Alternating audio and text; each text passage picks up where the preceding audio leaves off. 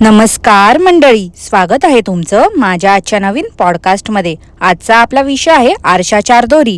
पण पॉडकास्ट सुरू करण्यापूर्वी जर तुम्ही माझ्या चॅनलवर नवीन असाल तर माझ्या चॅनलला सबस्क्राईब करून घ्या। सोबतच शेजारी असलेल्या बेल आयकॉनला प्रेस करा सो दॅट कोणतीच अपडेट तुम्ही मिस करणार नाही। तर मग वाट कसली बघताय, चला सुरू करूया आजच्या आपल्या पॉडकास्टला। मंडळी, तुमच्यापैकी खूप जणांचे इन्स्टावर मेसेज येत आहेत, यूट्यूब वरती कॉमेंट्स मध्ये पण विचारतायत की घरकोंबडीवरती कधी पॉडकास्ट करणार आहे। तर मंडळी, या 1-2 दिवसात मी तिच्यावरती पॉडकास्ट करणार आहे। काय आहे ना, तसं तर ही घरकोंबडी रिकामटेकडीच असते। तिच्या मनाविरुद्ध कोणी काय केलं, तिला तिची चूक दाखवली की तिला लगेच मिरच्या झोंबतात। इग्नोर करते सांगून सांगून बरोबर सगळं A to Z पॉडकास्ट ऐकत असते आणि लगेचच इलेक्ट्रिसिटी पेक्षा पण फास्ट ती येते आपल्या कॉमेंट बॉक्स मध्ये स्वतःची नसलेली अक्कल पाजळायला। आणि आता कसं वीकेंड आहे म्हणून म्हटलं आपली सुट्टी कशाला स्पॉइल करा आपण अशा नकोशा असलेल्या घरकोंबडीमुळे, म्हणून तिच्यावरचं पॉडकास्ट मी पुढे ढकललं आणि त्यामुळे मला तिच्यावरती अजून रिसर्च करायला देखील टाइम मिळाला आहे। तिच्याबद्दलच्या मला काही गोष्टी समजल्या आहेत आणि त्याचा खुलासा लवकरच मी तुमच्या समोर करणार आहे। तर असो, या फालतू घरकोंबडीवरती आपण आपला वेळ नको वाया घालूया। आता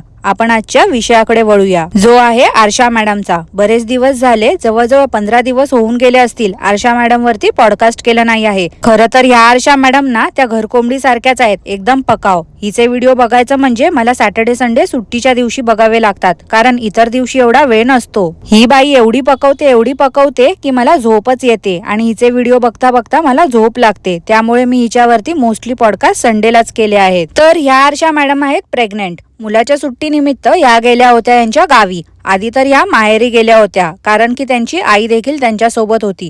1 महिना तरी या माहेरीच होत्या। माहेरी राहून पण त्यांची पकवापकवी सुरूच होती। गेल्या वर्षी जे व्हिडिओ बनवले होते माहेरी जाऊन, त्याचीच सिरीज परत सुरू केली होती यांनी, जसं की वहिनीचा मेकअप। आता घरकोंबडीकडून या सगळ्या आंटीज इन्स्पायर झाल्या आहेत आणि त्यामुळे घरकोंबडीचे सगळे वाईट गुण या बायकांनी उचलले आहेत। आता प्रेग्नन्सी मध्ये या काकूंना काय झालंय काय माहिती, A to Z सगळी घरची कामं करत बसल्या आहेत। आधी तर या काकूंना जरा काही कामं केली तरी देखील त्रास होत होता, पण आता मध्येच प्रेग्नन्सी मध्ये यांना काय झालंय काय माहिती, या एवढं काम करतायत ते बघून मलाच टेन्शन येत आहे यांचं। आता मला तर असं वाटते या आरशा काकूंने टांजल काकूंकडनं प्रेग्नन्सी टिप्स घेतले असावेत, कारण त्यांना पण अशी धुनी भांडी करण्याची सवय आहे ना, म्हणून म्हटलं हो।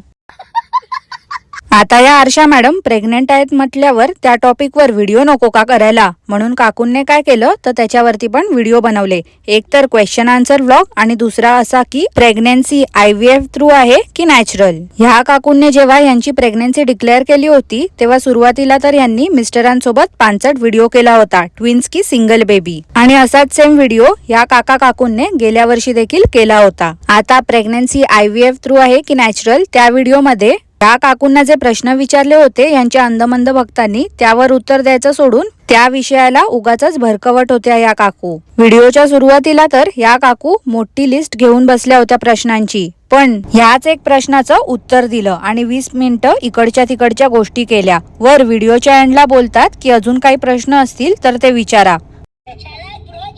वा काकू, खूप छान, म्हणजे एक प्रश्न तुम्ही उचलणार आणि त्याच्यावरती 15-20 मिनिटं पकवणार। तुमच्या कॉन्टेंटची मस्त सोयच झाली ना मग। सकाळचं रुटीन, दुपारचं रुटीन, संध्याकाळचं रुटीन, रात्रीचं रुटीन, याच्या व्यतिरिक्त या आंटीजचं काही वेगळं असं कॉन्टेंटच नसते। आता मी काय घरकामाला कमी लेखत नाही आहे, पण हे सगळंच आपण करतो ना आपल्या डे टू डे लाईफ मध्ये। कितीतरी स्त्रिया आहेत घर सांभाळून ऑफिसला जातात, त्यातल्या आई असतात त्या आवड म्हणून व्लॉगिंग देखील करतात, साईड बिझनेस सांभाळतात। अशांना सपोर्ट करायचं, त्यांना पुढे येऊ द्यायचं सोडून या ज्या उगाचच मिनिंगलेस व्हिडिओ बनवतात, काही उठसूट घरात हे झालं ते झालं दाखवत बसतात, त्यांना लोक बघतात। काय शिकण्यासारखं आहे यांच्याकडून मला हेच समजत नाही। जेवढ्या पण या ज्या रुटीन दाखवत बसतात यांना ते रुटीन दाखवण्या पलीकडे आणि ट्रेंडिंग सॉन्ग वर न येणारा डान्स करण्या व्यतिरिक्त काहीच असं येत नाही। काही लोक आवडीने कसे बघतात ह्या अशा क्रिंज आंटीजला मला नेहमी प्रश्न पडतो।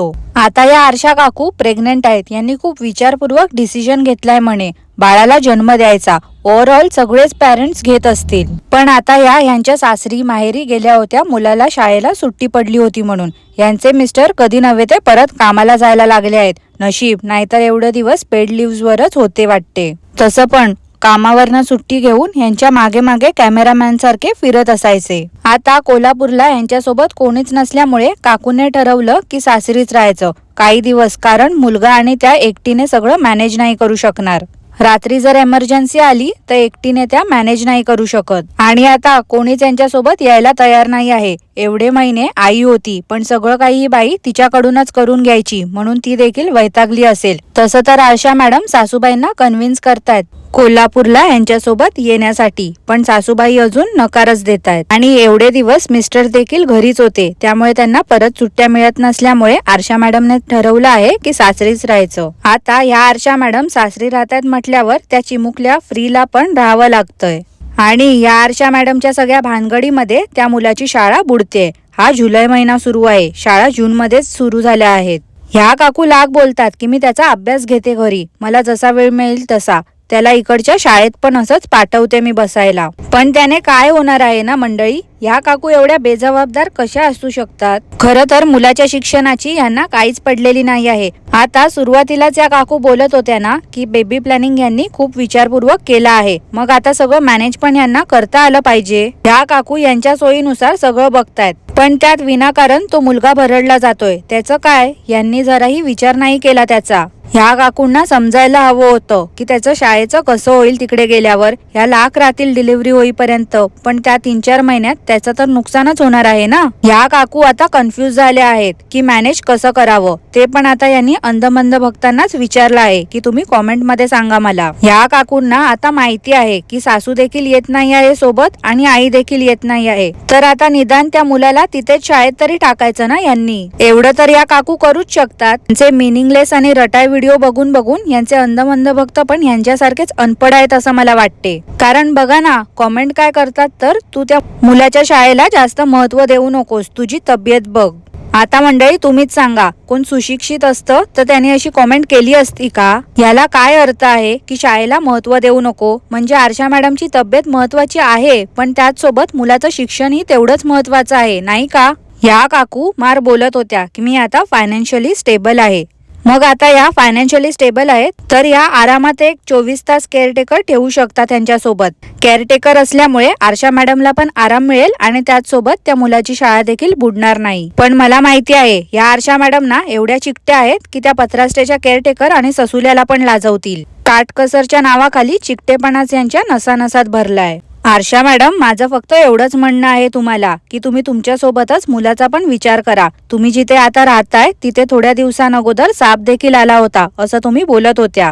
तुम्हीच विचार करा, डिलिव्हरी नंतर तुम्हालाही अवघड होईल तिथे राहणं. आणि एकदा का बाळ आलं की तुम्ही त्या मुलाचा कधी अभ्यास घेणार आहात? उगाच कशाला ना स्वतःसाठी त्या मुलाच्या शाळेचं नुकसान करताय. 1 वर्ष त्याचं फुकट जाईल. त्यापेक्षा काकू, कोल्हापूरला नसेल जमत तुम्हाला जायला तर निदान माहेरी जा, तिथे त्याला शाळेत टाका. आणि तुमची आणि बाळाची काळजी घ्यायला तुमची वहिनी आणि आई देखील सोबत असतील तुमच्या. बात तो सही है. आता मंडळी, आरशा मॅडम माहेरी होत्या तर वहिनीचा मेकओव्हर करत बसल्या होत्या आणि आता सासरी गेल्या आहेत तर तिथे पण या गप्प बसल्या नाही आहेत, तर ढिगारोचं प्रमोशन करणं यांचं सुरूच आहे. माहेरी एक्सपेरिमेंट करायला यांची वहिनी होती आणि सासरी एक्सपेरिमेंट करायला यांची जाऊबाई आहे. आता प्रमोशन करायचं तर सरळ सरळ सांगायचं ना की बाई मी प्रमोशन करते. उगाच आपलं आम्हाला इथे जायचंय म्हणून आम्ही तयारी करतोय, तिथे जायचंय म्हणून आम्ही रेडी होतोय. ही असली नाटकं करणं गरजेचं आहे का? या काकूंनी जावेच्या केसांना कर्ल्स केले होते, त्यानंतर यांची जाऊबाई मस्त केसांचा आंबाडा बांधून फिरत होती. आता तुम्हीच सांगा मंडळी, कर्ल्स केलेल्या केसांचा काय उपयोग जर यांना आंबाडाच बांधायचा होता तर? वटपौर्णिमेला पण या काकू वडाची पूजा करायला गेल्या होत्या. मला एवढं माहिती नाही की वडाला फेऱ्या मारलेल्या चालतात की नाही प्रेग्नन्सी मध्ये, पण YouTube वरती मी काही व्हिडिओ बघितले या रिलेटेड, तर मोस्टली हेच सांगितलं आहे की उपवास करू शकतात पण ओटी भरू नये किंवा वडाला फेऱ्या मारू नये. आणि या काकूंच्या व्हिडिओ खाली देखील असंख्य अशा कॉमेंट्स होत्या की तू असं नको होतं करायला. सगळ्यांनीच काळजीपोटी काकूंना सांगितलं होतं. आता काय या काकूंनी प्रेग्नन्सी मध्ये त्या वडाला फेऱ्या मारल्या, त्यामुळे त्या बायकांचं काहीच नुकसान नव्हतं होणार. त्या बायकांनी काळजीपोटीच कॉमेंट केली होती काकूंना. पण इतर क्रिंज आंटी सारखं या काकूंना पण गैरसमज करून घेण्याची घाणेरडी सवय आहे ना. त्या टांजल काकू कशा काही झालं की त्यांच्या मिस्टरांना किंवा आजीला घेऊन बसतात, व्हिडिओमध्ये एक्सप्लेनेशन देत असतात. तसंच या काकूंनी पण 2-4 दिवसांनी सासूबाईंना पुढे केलं आणि एक्सप्लेनेशन देत बसल्या होत्या की असं काही नसते, प्रत्येक जागेच्या वेगवेगळ्या प्रथा असतात. आता मंडळी, तुम्हाला याबद्दल काही माहिती असेल तर नक्की मला कॉमेंट करून सांगा बरं का. आणि याच नोटवर आजचा पॉडकास्ट मी इथेच थांबवते. आजचा पॉडकास्ट तुम्हाला आवडलं असल्यास लाईक करा, शेअर करा, चॅनलला सबस्क्राईब करायला विसरू नका. सोबतच शेजारी असलेल्या बेल आयकनला प्रेस करा सो दॅट कोणतीच अपडेट तुम्ही मिस करणार नाही. धन्यवाद.